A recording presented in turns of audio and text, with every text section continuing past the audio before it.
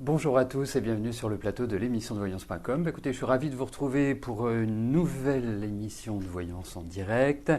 J'espère que vous allez bien. Nous avons plein de pensées positives pour notre ami Chanchan qui va subir une opération assez lourde demain. Donc n'hésitez pas à lui envoyer de bonnes pensées pour que tout cela se passe bien et qu'elle nous revienne en pleine forme. Voilà. Bon, écoutez, je souhaite une belle émission à tous et je vais commencer tout de suite par la première question. Vanessa, bonjour. Michel finira-t-il par vous donner de ses nouvelles? Vous êtes fâché depuis décembre.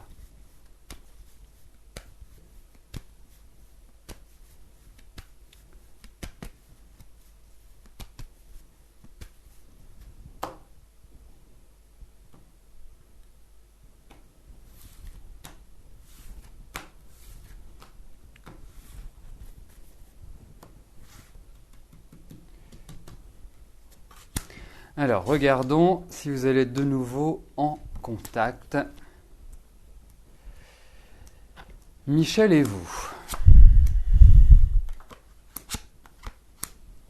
Je suis quand même pas persuadé, il faut quand même le dire. Je ne sais pas ce qui s'est passé entre vous, mais j'ai l'impression que ça a quand même été assez virulent, assez tonique dans le mauvais sens du terme, on va dire. Et puis il y a vraiment l'indice de fâcherie, des choses qui ne sont pas non plus très claires, très nettes. Je trouve que voilà, c'est pas franchement ce qui ressort aujourd'hui que vous entriez en contact avec lui ou qu'il vous rappelle. Alors, vous pouvez avoir de ses nouvelles, vous pouvez avoir certaines interrogations, mais on n'a pas un joli jeu. Il est extrêmement fâché.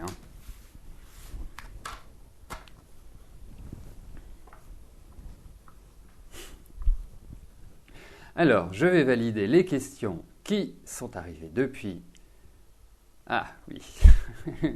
Alors, petite précision pour Sabrina.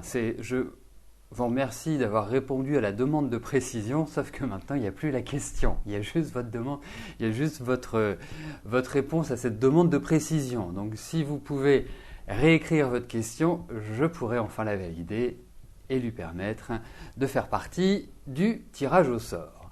Deuxième message personnel, celui-ci est pour Christine. Christine, vous avez une demande de précision qui est en attente. Si vous pouvez y répondre, ça permettrait de valider la question. Autrement, il y aura peu de chance, il n'y aura aucune chance qu'elle passe si elle n'est pas validée.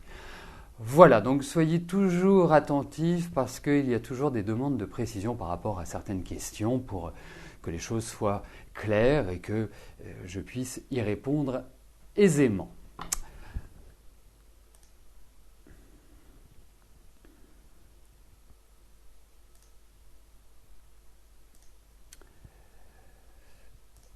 Voilà. Mathilde, bonjour.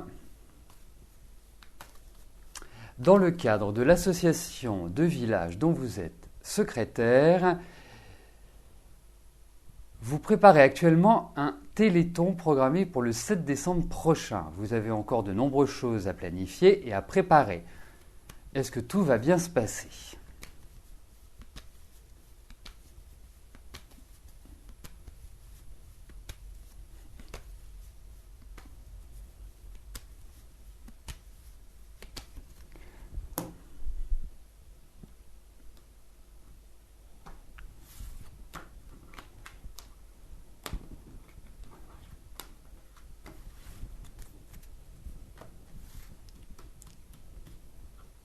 Alors, voyons Mathilde, si ce téléthon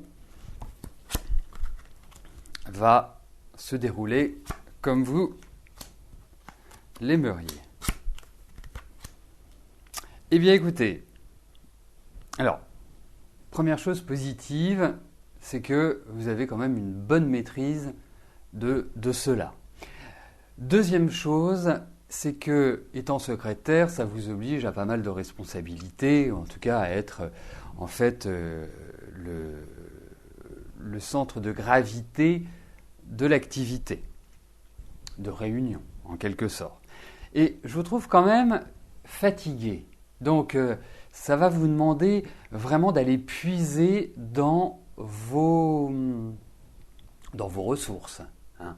Donc, pas simple. Ensuite, il y a quand même l'attente d'autorisation. Il y a des choses qui doivent être apportées par une autorité. Et ça ne va pas forcément arriver tout de suite. Vous allez travailler dans l'urgence, vous allez travailler dans une certaine tonicité, dans un certain... Ça peut être aussi un certain stress, mais c'est du stress dynamique, c'est du stress où vous êtes obligé. Et c'est pour ça que je vous parlais de votre fatigue, quelque part, de votre corps. Donc, il va y avoir des choses compliquées à gérer. Il va y avoir à des moments donnés où ça va passer au fil près. Ça va vraiment... je ne dis pas qu'il y a de l'improvisation, parce qu'il n'y a pas de l'improvisation, mais il y a vraiment une idée d'organisation qui est toujours à la dernière seconde. Ça va avoir un bon impact, une bonne popularité. Il y a des choses qui vont vous agacer, il y a des choses qui vont quelque part pas forcément être en adéquation avec ce que vous souhaitez. Et au final, je pense que ça va bien se passer, mais qu'il va y rester quand même certaines frustrations ou certaines choses que vous n'aurez pas pu faire ou certains aspects qui vont être un peu contraignants et qui vont être un petit peu sacrificiels et d'une certaine manière, pas vous convenir à 100%. Voilà. Donc, pas simple, en fait, au final. Mais comme on est dans une période de croissance, comme... on est dans une période quelque part de dynamisation. Écoutez, il va falloir tenir la barre, avancer, parce que le rythme va être, à mon avis, assez speed. Mais il y a des choses qui ne pourront pas s'organiser comme vous le souhaitez, qui vont vous contrarier un petit peu quand même. Alors je trouve ça très, très rigolo que vous parliez des couleurs. Hein. C'est rare que vous parliez comme ça des couleurs entre le noir, le rose, le pâle, le vif. Et ce que je trouve... C'est ce que j'appelle la synchronicité, c'est quand les choses sont dans l'air, on en parle. Il n'y a pas de hasard, en quelque sorte. Parce que ce soir, sur Paris, je fais une intervention justement sur le noir. Hein, cela se passe dans une galerie. Si vous êtes sur Paris ou si vous êtes à proximité, eh bien, n'hésitez pas à venir. Hein, ce sera avec plaisir. En plus, nous nous rencontrerons. Donc ça, c'est quand même top. Et donc, c'est dans le cadre d'une exposition qui est sur le noir et je développerai pendant cette intervention le rapport du noir à l'ésotérisme, aux sciences divinatoires, aux arts divinatoires et la portée du noir à travers les différentes traditions, les différentes grandes civilisations de notre Terre. Voilà, donc c'est à partir de ce soir, c'est à 19h. Je trouve ça très étonnant. Oui, le noir n'est pas une couleur. C'est intéressant. Voilà, donc si vous êtes sur Paris, vous serez les bienvenus. Je mettrai sur le site, je mettrai sur Facebook l'adresse, toutes les coordonnées. Donc si vous êtes dans le coin, n'hésitez pas à passer, ça me fera plaisir. Bon, allez, écoutez, je vais valider les questions qui sont arrivées parce qu'il y en a pas mal, il y en a à peu près une dizaine. Donc on ne va pas les laisser en suspens, hein, bien évidemment. Voilà, et ensuite, je passerai à la question d'Aurélie.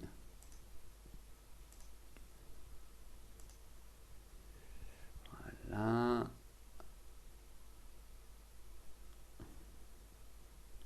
Oui, alors deux choses. Parce que ça me chagrine que je ne puisse pas valider vos questions. Sabrina, si vous pouvez, donc Sabi000, si vous pouvez m'inscrire votre question... Comme ça, je la valide. Et Christine, je vous demande une information. Hein, il vous est demandé une information concernant votre question.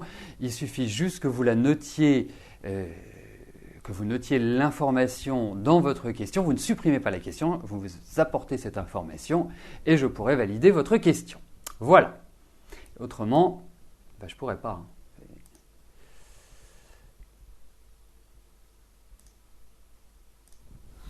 Aurélie, bonjour.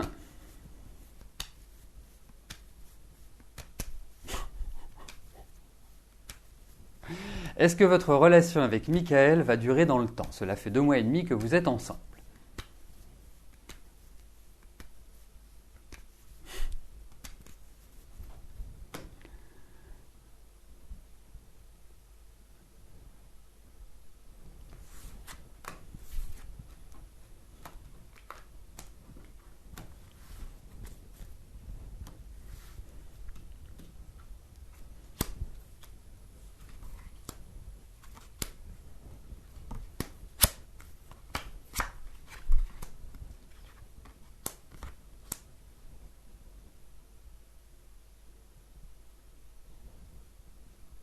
Alors écoutez, moi je pense que cette rencontre vous fait un bien énorme déjà.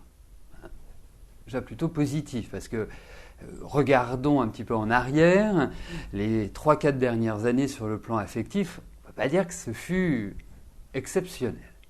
Et là, d'une certaine manière, vous reprenez, je ne vais pas dire goût à la vie, parce que c'est un peu... mais vous reprenez du corps, vous reprenez de l'énergie. On sent que, quelque part, vous rentrez dans un courant qui est quand même nettement plus positif pour vous en général. Alors, par rapport à cette rencontre, vous me demandez si elle va durer dans le temps. Moi, je pense que cette rencontre peut avoir une existence. Je ne suis pas sûr que Michael soit prêt à 100% à revivre une expérience. Sachez-le, c'est quelqu'un qui ne fonctionne pas du tout comme vous. Vous êtes une bâtisseuse, vous avez envie de construire. Lui, c'est pas qu'il n'a pas envie de construire, c'est qu'à un moment donné, il étouffe dans la relation. Il a besoin, il n'est pas si simple que cela. Il y a un mental qui fonctionne énormément pour moi. Et il ne sait pas toujours ce qu'il souhaite, ce qu'il veut. Vous êtes plutôt direct, noir c'est noir, blanc c'est blanc, puisqu'on est dans les couleurs. Lui, c'est pas exactement ça. Il y a quand même l'idée de nuance et quelque part, eh bien, pour moi, vous pouvez entrer dans une bonne dynamique. Alors, le sentiment que j'ai, c'est que l'année prochaine sera très charnière pour vous. Quand je dis pour vous, c'est pour lui et vous. C'est une année, je dirais, cruciale. Si vous passez cette année, je pense que votre couple peut bien fonctionner.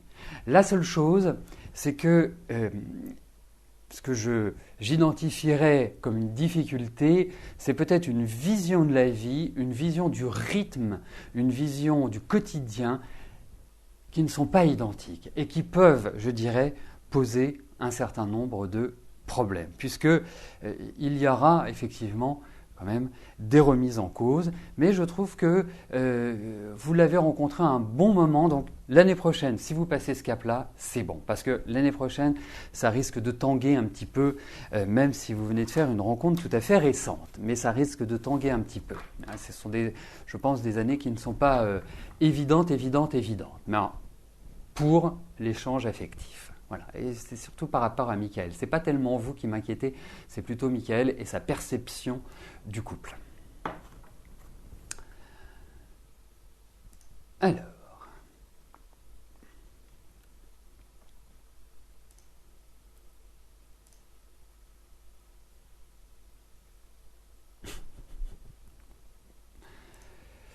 Ok. Bon, et ben voilà, on y sera arrivé à valider vos questions, Chris et Sabi. Alors, vous m'avez posé une question concernant les chakras et ce que j'en pensais. Je n'en pense que du bien des chakras. Les chakras, en fait, ce sont des centres énergétiques. Quand vous entendez parler du plexus solaire, le plexus solaire est un chakra, c'est celui qu'on connaît le plus. Donc, c'est ce qui nous permet, en fait, la diffusion des énergies et des énergies positives dans le corps. Quand un chakra est en dysfonctionnement, eh bien, ça signifie que certains organes du corps ou certaines fonctions du corps sont dysfonctionnantes ou présentent certains problèmes. Donc, les magnétiseurs,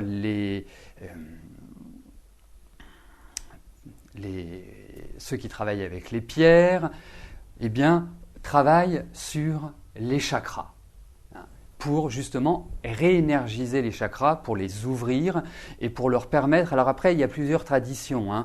Si vous regardez la tradition tibétaine, c'est en même temps l'ouverture des chakras et une protection des chakras. C'est-à-dire qu'il y a vraiment une capacité, puisque c'est... En fait, les chakras, c'est notre expression personnelle.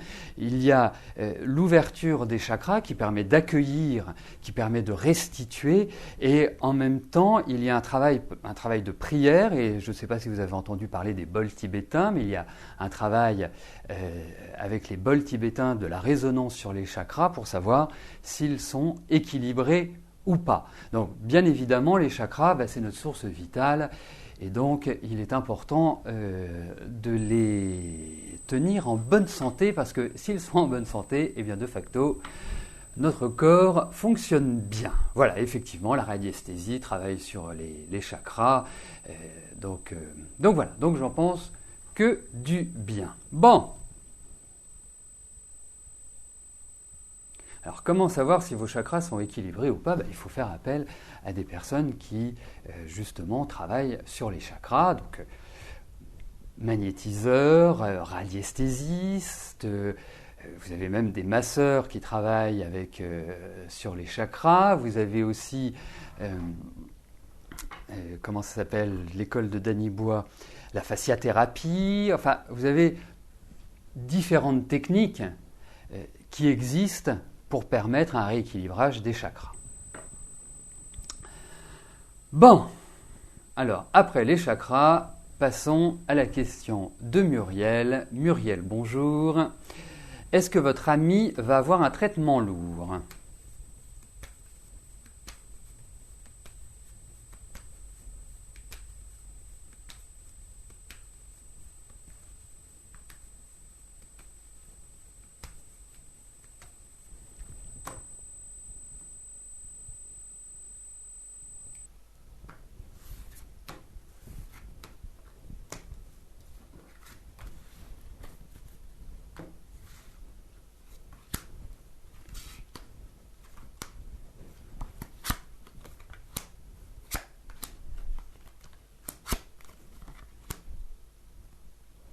Écoutez, la bonne nouvelle est que vous avez quand même une amie qui est extrêmement solide.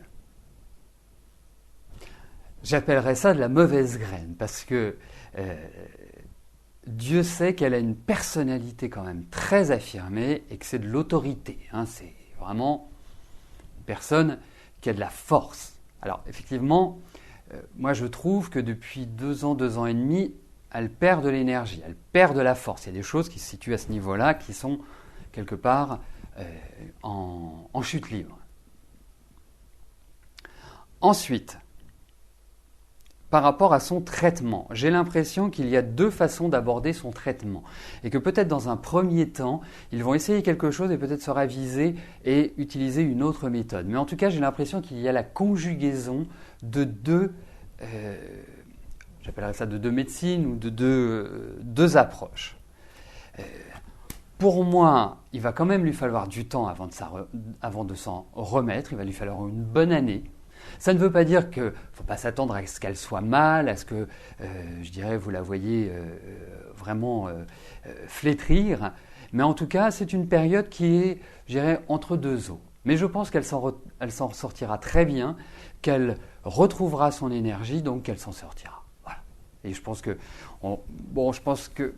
il va falloir quand même une bonne grosse année pour que quelque part elle retrouve un impact plus fort, plus tonique.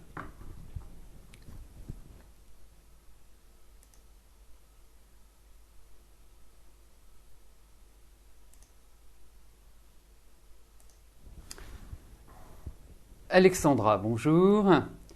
Allez-vous pouvoir aller en Angleterre le 18 décembre malgré vos soucis financiers et saisies sur salaire?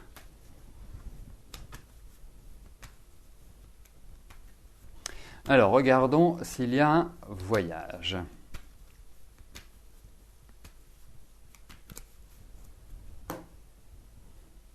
En Angleterre le 18 décembre. Remarquez, c'est un bon moment pour y aller, pas qu'il fasse spécialement chaud, ni spécialement beau, mais les vitrines de Noël à Londres, ça vaut quand même le déplacement.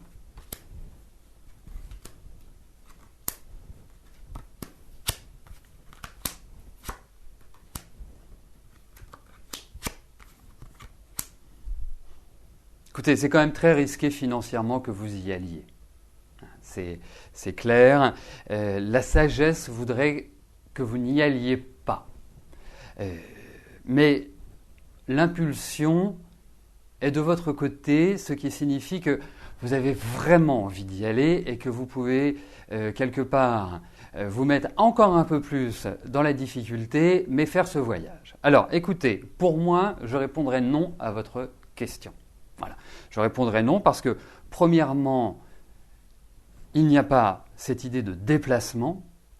Deuxièmement, c'est une source de sacrifice, de blocage et de difficulté. Donc, moi, écoutez, je ne suis pas tellement partisan de ce voyage.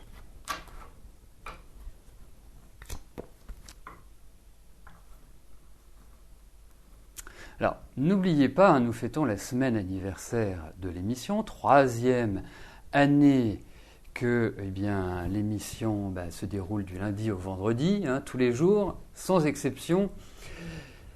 Donc déjà, vous avez le jeu sur Facebook. Si vous n'avez pas encore joué, tentez votre chance, puisque ça vous permettra, lors du tirage au sort qui aura lieu mardi 19 novembre, de peut-être gagner un des nombreux cadeaux que j'ai mis dans la besace. Une consultation, prévision écrite pour 2014. Eh bien, pour moi, c'est une période assez intéressante, l'anniversaire, parce que ça montre que votre fidélité, ça montre votre confiance que vous me portez, parce qu'effectivement, les années passent et vous êtes de plus en plus nombreux et de plus en plus fidèles, et ce dont je vous remercie. Il y aura d'autres surprises pour l'anniversaire de l'émission. La semaine prochaine, vous verrez, il y a de nouvelles choses qui vous attendent. Et puis, juste pour évoquer, puisque nous parlions des couleurs tout à l'heure, ce soir j'anime une intervention concernant la couleur noire en rapport avec l'ésotérisme, avec les arts divinatoires et avec le noir dans les différentes civilisations, les différentes traditions. C'est une intervention qui a lieu sur Paris, donc si vous y êtes, vous serez les bienvenus. C'est une intervention qui n'est pas enregistrée, donc il faut être vraiment physiquement là pour pouvoir écouter. Donc j'indiquerai sur Facebook et j'indiquerai sur le site l'adresse et l'heure à laquelle l'intervention commencera. Voilà, bon. Je vais passer à la question de Catherine. Catherine, bonjour.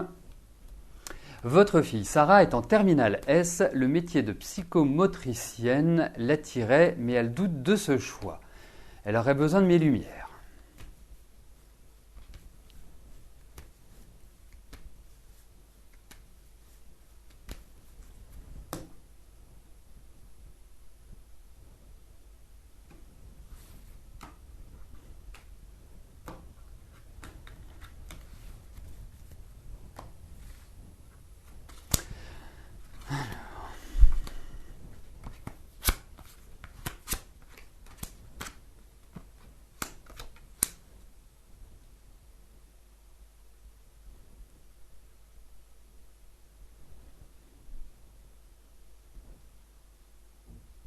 Écoutez, ça lui va quand même bien le milieu médical, le milieu du service, le milieu de l'aide aux autres.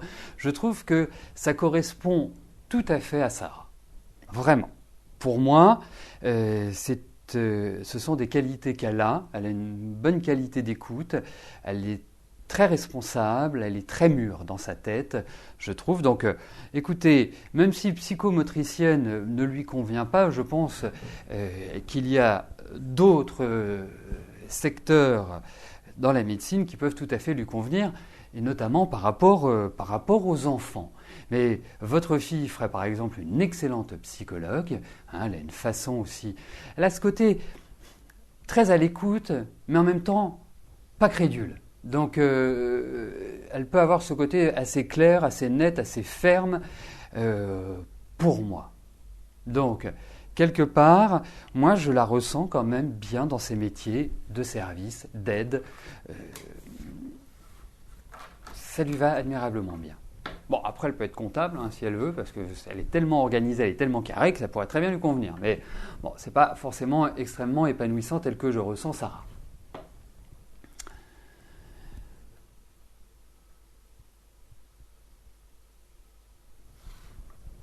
Eh bien, la dernière question m'est posée par Sophie. Sophie, bonjour. Vous faites de l'hypertension, vous prenez du poids. est-ce que je vois une amélioration?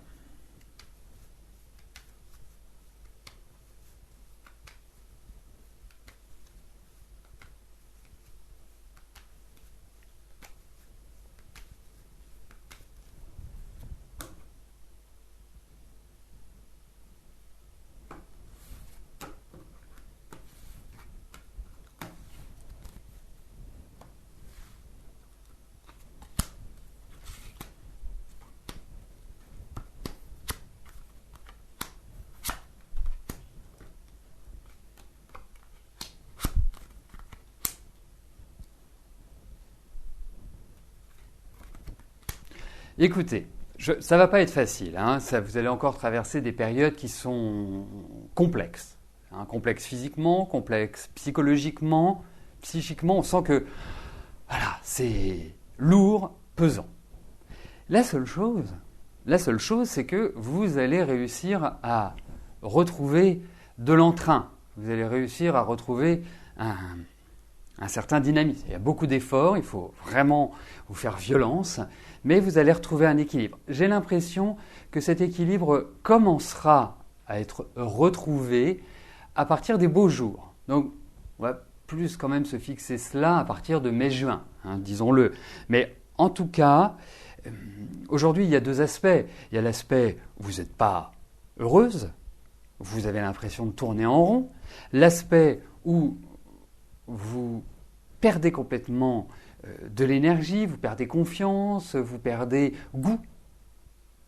Mais cela va revenir. Hein. Alors, effectivement, il faut s'extraire de cette spirale, il faut réellement fournir des efforts. Quelque part, hein, c'est comme un sportif, à des moments donnés, il faut se faire mal, et là, vous allez devoir vous faire mal, vous allez devoir vous faire violence pour justement changer le rythme, changer de braquet hein, pour les cyclistes et retrouver une meilleure énergie, un meilleur goût à la vie, tout simplement. Mais je retrouve tous les ingrédients, puisque j'allais parler de nourriture, tous les ingrédients qui doivent, je dirais, être liés à faire attention à son hygiène de vie, à ses modes nutritionnels. Eh bien, nous arrivons au terme de notre émission. Je vous souhaite à tous une excellente fin de journée et nous nous retrouvons demain, vendredi, pour une nouvelle émission de Voyance en direct. Merci, bye bye.